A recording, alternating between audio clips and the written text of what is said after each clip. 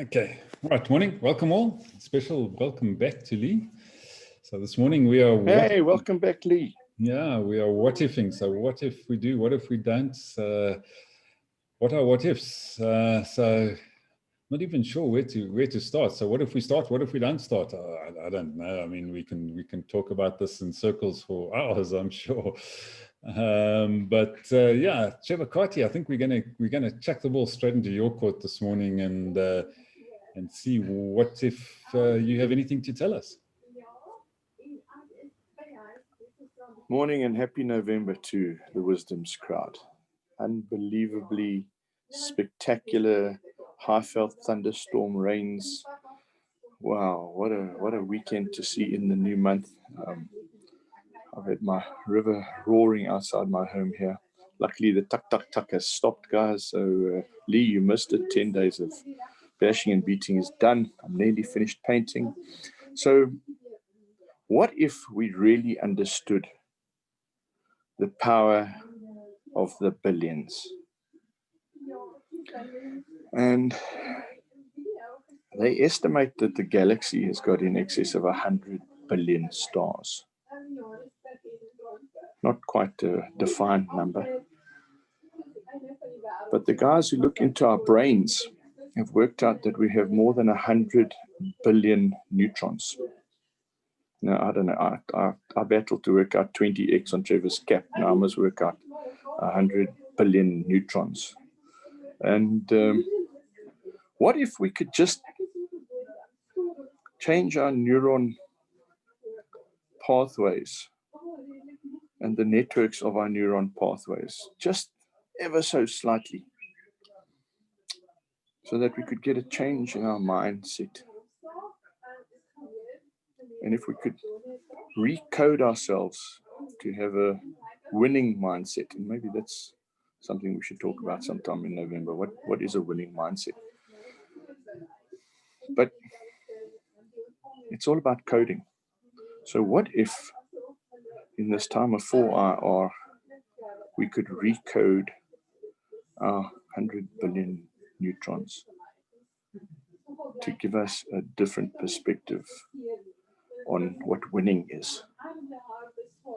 Imagine, what if?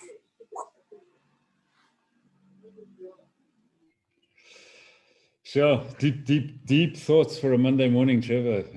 I don't know where you're taking us off into the maze of the mind. That could get very complicated, but in some cases it's actually very, very simple.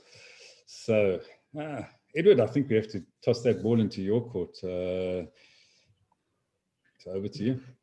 Yeah, strangely enough, this subject didn't float my boat at all. It didn't fluff up my skirts. So I was struggling to think about what on earth to do. And I'm surprised that Trevor disappeared into the stars. So I did what I normally do when I'm not inspired. I turned to my trusty dictionary and looked up the meanings. And I found out that if has 8 meanings as a conjunction and 1 meaning as a noun, and that what has 5 meanings as a pronoun and 3 meanings as a determiner. So I thought, wow, that is a lot of possible combinations, and that still didn't excite me. So I went on to Google, had a look at what if simulations, what on earth are those? And it said, what if is a analysis, a data intensive analysis whose goal is to inspect the behavior of a complex system under some given hypothesis. And basically you could say it measures how changes in a set of independent variables impact on a set of dependent variables. And I thought, well, that's interesting. Not very. And I think someone mentioned spreadsheets when it first came up. And that really got me excited, because I remember when spreadsheets were about and starting off. I was a little accountant at the time. And SuperCalc and Lotus 123 were the front runners. They were the two battling it out for supremacy. And I thought, well, that's interesting, isn't it? Because I should imagine both of those companies had bright guys there that did what if analysis, and they got their spreadsheets and they looked at a set of complex behaviors, and they picked different variables. And of course, the one variable they never looked at was someone inventing a graphical user interface. And Ivan might know more about this than I do, but that omission of not looking at that possibility wiped out Lotus 123 and SuperCalc, because the only spreadsheet about now is Excel. So I think your what if you haven't thought about all those billions of commutations, then you might make a mistake. And I then thought about stochastic modeling, which some of you might have heard about, and I thought, you know what, I can't be bothered with this.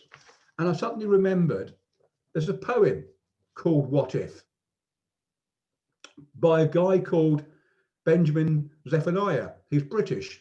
He's a radical Rastafarian writer. And his poem, What If, is a variation of the famous Rudyard Kipling poem, If you can keep your money when governments about you are losing theirs and blaming it on you, if you can trust your neighbour when they trust not you, and they be very nosy too, if you can await the warm delights of summer, then summer comes and goes with sun not seen, and pay so much for drinking water knowing that the water is unclean.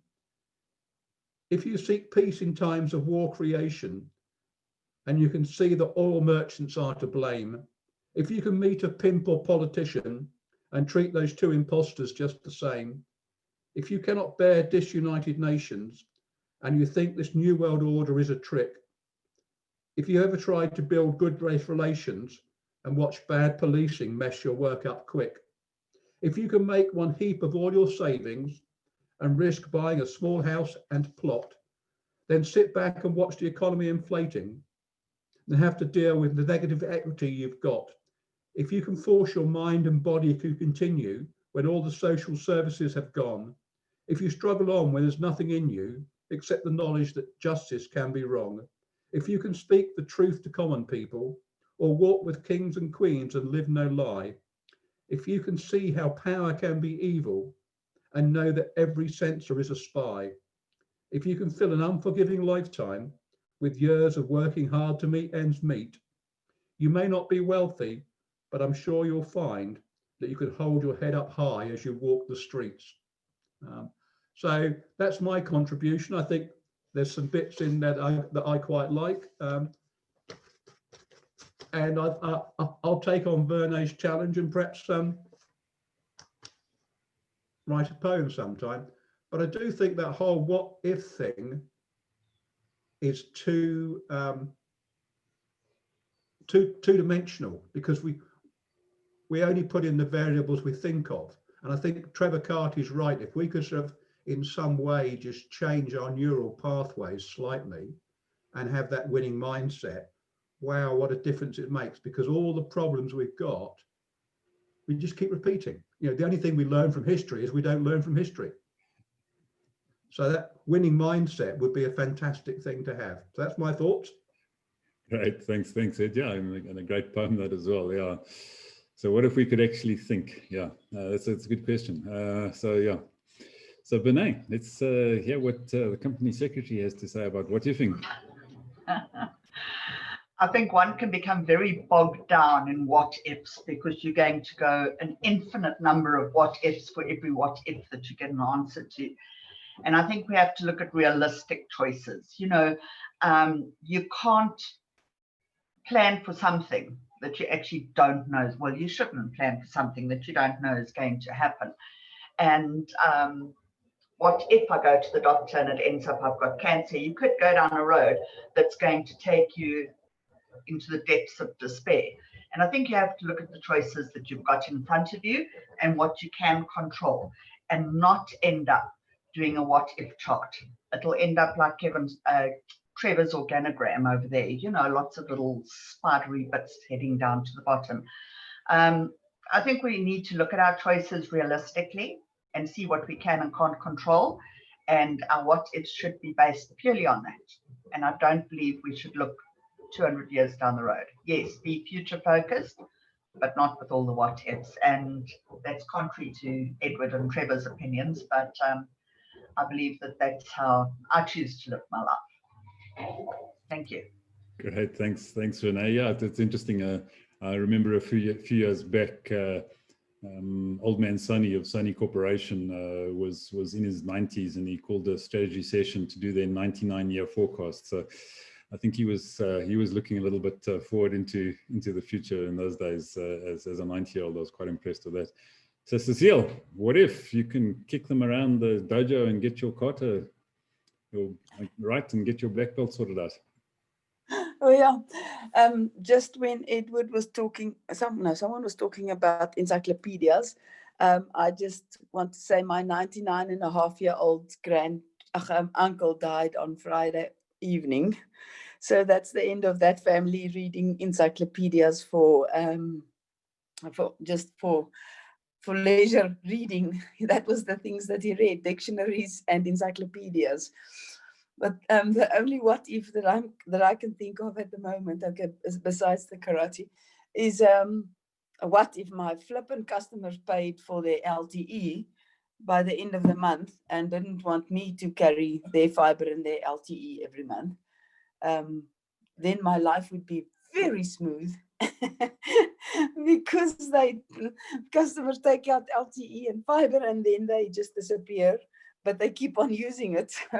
So I don't know. So that's my biggest what if at the moment. It'll make my life very smooth.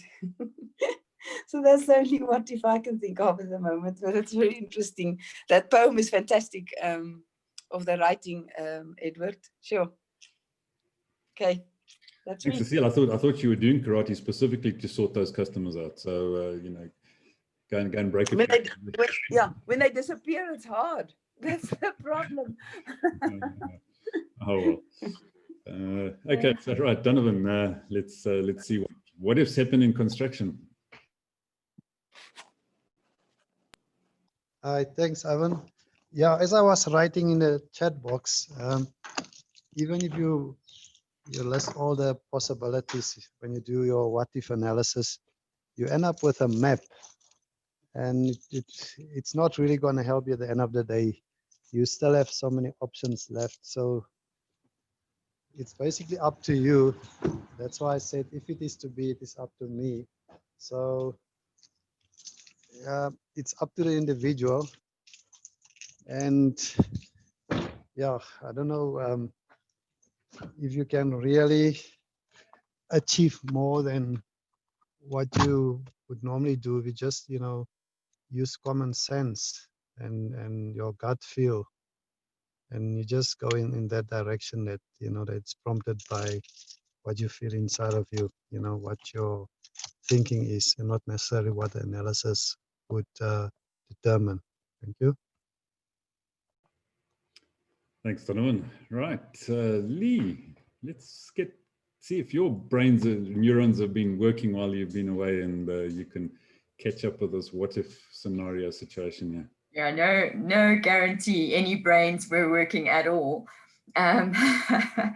So I sort of did think about this in preparation, and I realized I haven't had the brains to think of what could possibly happen in the future that I might need to manage. I realize when I look back, what are the decisions that I'm making today? What are they based on? Are they based on some scenario that I am thinking I am either preventing or I'm looking forward to, and maybe there's a combination of that. But I realize that a lot of the decisions I'm making today are based on mistakes I made in the past. So it's not so much that there's this future what if, it's what if in the future something happened like in the past. And so I put in preventative and measures, yeah, to be able to manage those things. So what if, and I think Zimbabwe taught me a lot in this, because I know my parents kept staying in Zimbabwe, and things were getting short and things were getting more difficult. This was, you know, just before the first hyperinflation, and you could start to see the trends. And and they kept saying, we'll wait and see, we'll wait and see. We've hit, and they would often say this, we've hit rock bottom now. We can't go lower than this. And so it can only go up from now. And I listened to this for a year, 2 years, 3 years, and I just saw the trend going down and down and down. And then, you know, things are getting short and inflation going higher and higher. And my only what if in that situation is, well, what if this is not rock bottom? What if there is no such thing as rock bottom? And Zimbabwe keeps reinventing for a nation what lengths you can go to. So that what if changed my family's future, because we just eventually said, you have to leave. And so, and then that was my what if about immigration. What if your country, the country that you're living in, doesn't support your lifestyle anymore? What if? So then you have to think about plans like that. I've been let down by partners, business partners. So what does that mean in terms of future partnering? I have made mistakes and putting all my eggs in one basket with one client. So I had fantastic work from this one client, and then things changed and that client overnight disappeared. Now I've got no income. And so it's not like I've learned from bitter mistakes that I've made. And now I put in what if scenarios. What if it happens again? And so I start to do things differently based on experiences that I've had. So that's from maybe a negative point of view, but from a positive point of view, I'm an idealist. So I live with, what if it's going to work? Why not? So I think it's, for me, it's not so much what if, but why not? Why? It could work. If I don't give it a chance, if I don't give it a try, I don't know. I sent out a bunch of mails to past clients of mine at the beginning of lockdown, just saying, hi, I'm here, hope you're okay. If you need anything, let me know. Something along those lines. And I got 1 or 2 lovely responses that said, so lovely to hear from you, got nothing, but good, great to hear from you. Didn't hear from a good bunch of them. While I was on holiday, somebody that I've not heard from in a gazillion years contacted me and said, oh, I'm sort of looking at an online account management course. Do you know anything about that? So I did write an account management course for De Beers. So yes, I do know something about that. And he said an interesting thing to me. He said, fortune favors the brave. That was his introduction, because he hadn't thought about me. He had another provider that he was working with. So I didn't even cross his mind. But the why not? What if? I don't know. Maybe if something will happen. So those are my thoughts around learning from the past and putting what ifs to ensure certain things don't happen going forward. And sorry, one other what if that I live a lot with is, what if I have to live with my children?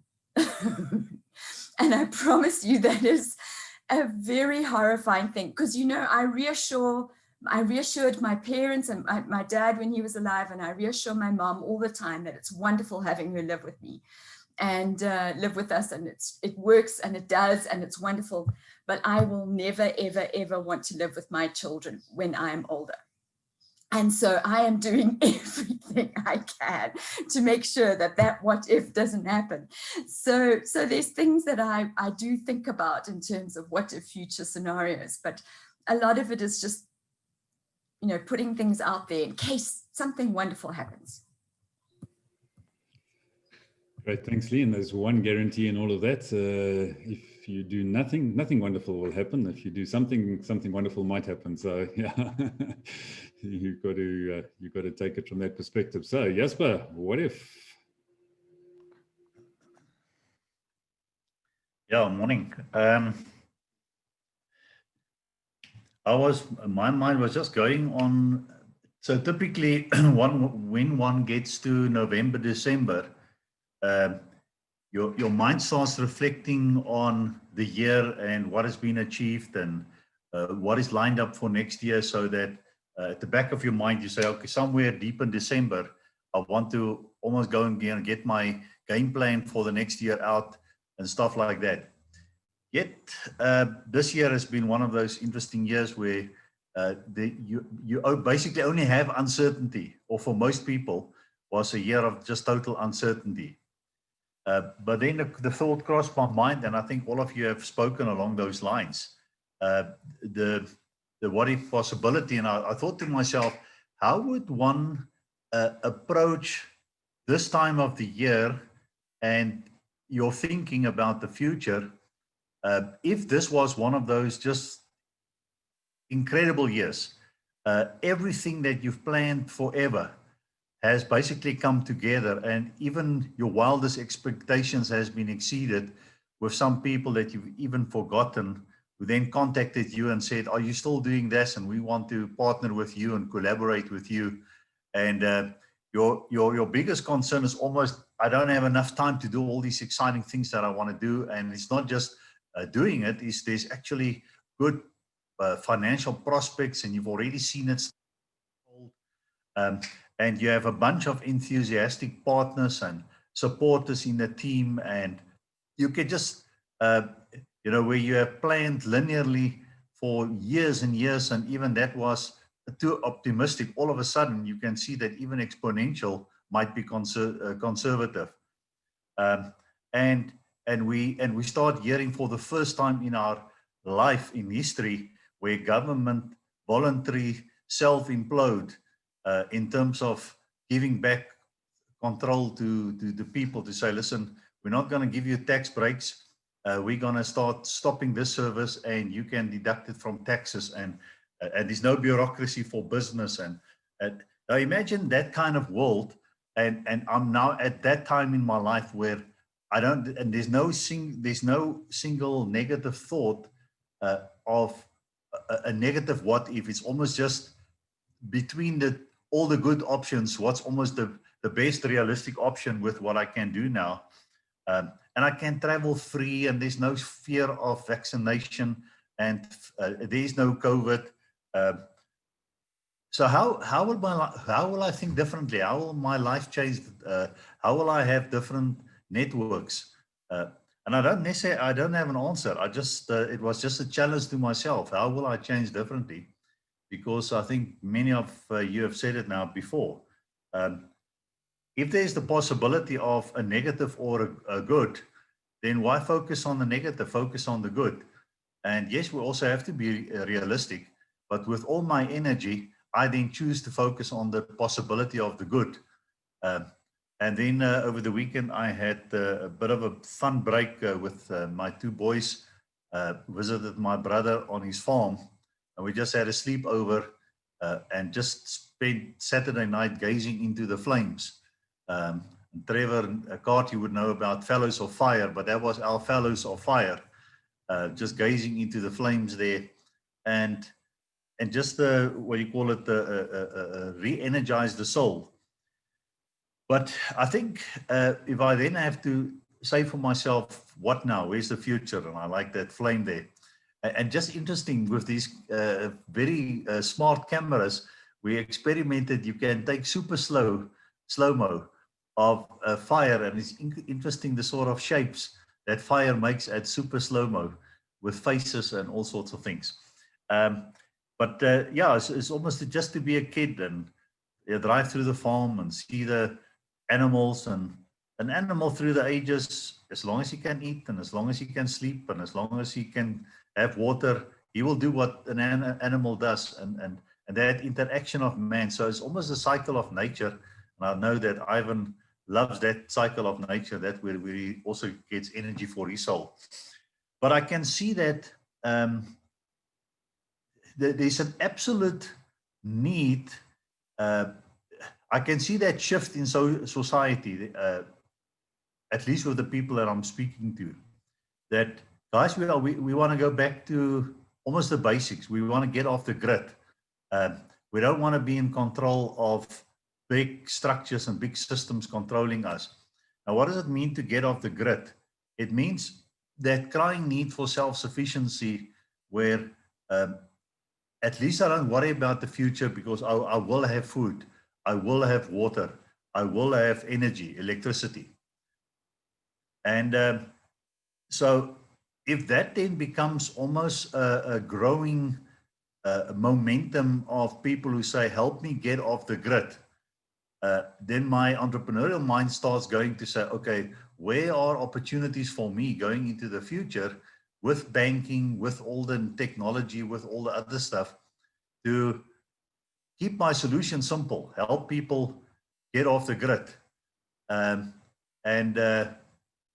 help them to achieve their goals. But in the process, where's the money? How do I make money out of it? So that's where my mind has been running around with this last day or two, with the possibilities. And here we are in November, and a month from now we will have Christmas, and then it will be the old year, and it will be in the new year, and it will be 2021.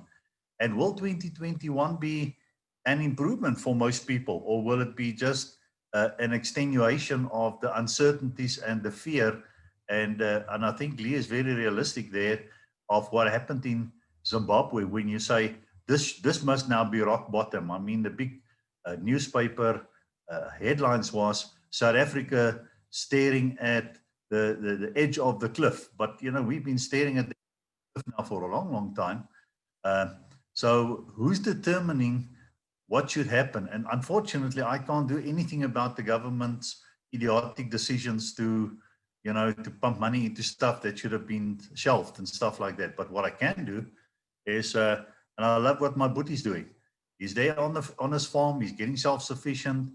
He's now just developed for himself a solution there with like a boermaker plan, with getting off the grid, electrical wise, food wise, and you know, it's an ideal to strive for. And maybe you will never get off the grid 100%, but if you can just reduce your dependence on things, and that sense of, at least I can control this portion of the world, I think that's where a lot of people find their joy of the future. Anyway, I'll leave it at that. Great, thanks, Jasper. Yeah, so with you talking about the years and things like that, what if today was all that you had? Today, now is the only time that you got. Does it matter what day, what month, what year we're in? Anything that really matters is what you do now and what you do next. You know, that's my thought. So Trivanel, over to you. What if? Oh my goodness. Okay, so when you asked me on Friday what subject for Monday, I said this what if, because in my mind, I think there are a number of things happening in society right now that are going to throw people for a loop. Number one is the vote in America tomorrow. What if Trump wins? What if Joe Biden wins? What will be the change in global structures as a result of whatever happens in their voting on Tuesday? Then the other is, for me, absolutely critical to analyze is, what if COVID bounces back? And what if we get thrown into the situation that we were thrown into for at least the first 4, 5, 6, 7 months of that situation, and we're all sitting here at home, and what if it doesn't? There are industries that have been completely wiped out in global terms. Some of them might never return. Some of them might return. And what if China has the right ingredient for stimulating economic growth for each of their people? What if we analyzed what it is that they were doing to actually stimulate their people within their system and try to get a balance between human rights and economic and wealth generating rights to wealth that each one of their people in their new cities are starting to experience. So for me, what is the effect on me right now? Well, I'm just focusing on diversification as best as I can. And that is, what if we are tapped into dollars, euros, pounds, the generation of those at scale, and we are hedging our bets here locally, and it would be fantastic if we could just disappear into the bush. I watch all these programs of the guys who disappear into the bush. Man, my analysis of them is they all tend to be hillbillies and they tend to be battling. As far as I can see, the only guy who seems to have disappeared nicely into the bush, in fact, there are a couple, Richard Branson, Anthony Robbins, on their little islands. That's the way to actually disappear into the bush. So I think it's about diversifying into grand schemes that are real schemes that generate wealth. And to think about, okay, well, if that doesn't happen, how am I protected on the downside?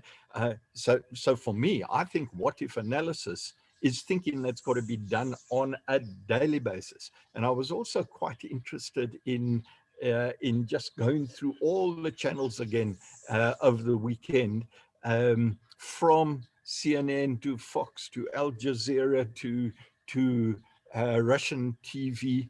And it was quite interesting just to hear the different comments. In fact, I heard CNN turning around and saying, hey, this guy was speaking on RT, Russian TV, and it's all propaganda. And then while I was listening to Russian TV, they would turn around and saying, hey, CNN and Fox News, that's all propaganda. And then I was listening to Chinese commentators, and they would turn around and saying the Russian TV is all propaganda. So everyone is talking about everyone else spouting out propaganda.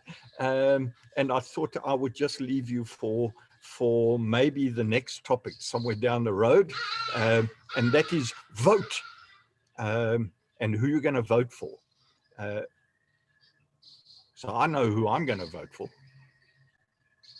Vote for yourself, to actually think. And in fact, getting back to Trevor Carty, I think what we're doing in this sort of discussion here is the more questions we're asking, the more we're stimulating those neurons. And someone, I think, made a gross calculation. They said we only use 10% of our brain's capacity. I don't think we even use 10% of 1% of this particular capacity. And that ties into what Trevor is basically saying. I hope you heard me. What if I'm right? What if we didn't understand the thing that you said? But yeah. That's par for the course. Yeah, it's interesting. You know, I think it's sort of somewhere between what Vinay said and what others have said is, you got to be careful. What if analysis can take you into analysis paralysis and you wind up doing absolutely nothing? And so that's one of the dangers. But on the other side, what if you don't do any analysis and any thinking, any forecasting? You're going to sit in the same place, and unfortunately, when you stay still in this world, you don't actually stay still. You go backwards. So I think you've got to really find the right kind of balance and processes that help take you forward on a daily basis. And so yeah, what if? I don't know. It's a really interesting challenge. And it's something I think we've got to deal with on a daily basis. I mean, what if you step out across the street and a truck hits you? What if it doesn't? So there's all sorts of interesting things that one can get wrapped up in when you go down this route. So Trevor Carty, what if you can rewire your brain? I think you absolutely can. I don't think it's that difficult. I think it's quite simple. Expose yourself to the right kind of inputs and the right kind of people on a daily basis, and you will change. Be open to it. Our brains can be definitely rewired and reconfigured and made to work better just by getting the right kind of inputs. And Trevor, I'm afraid Chinese TV, Russian TV, definitely not the right kinds of input as far as I'm concerned. But anyway, each to your own, I suppose. Okay, Lee. Right, so you're back in the hot seat. Wrap it up and tell us, have you any thoughts tomorrow after that? What if, Well, I have got some thoughts, but I also, and I'm happy to launch in, but I'm also open to people just, popping into the chat or emailing me or just saying in a wisdom chat, this is a topic that I'd like to talk about. So, I don't, I think we need to be more and more democratic when it comes to picking topics. So happy for that to be, that responsibility to be shared.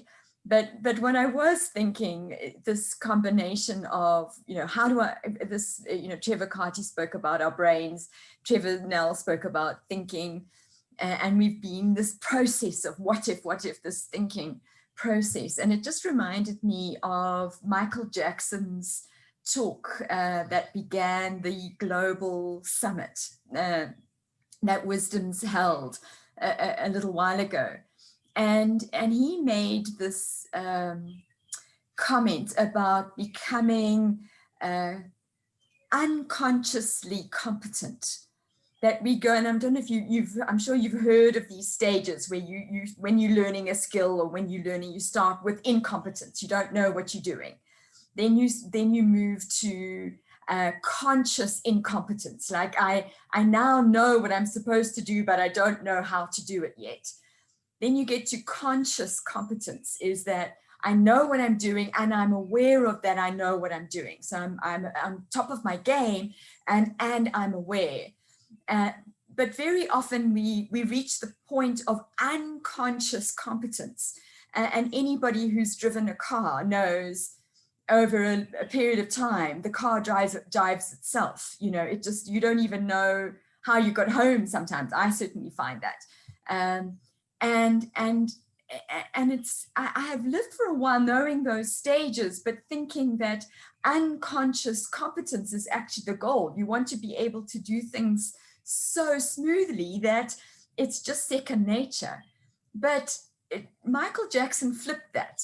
And he said, when you get to unconscious competence, you inhabits that you're not even aware of what you're actually doing.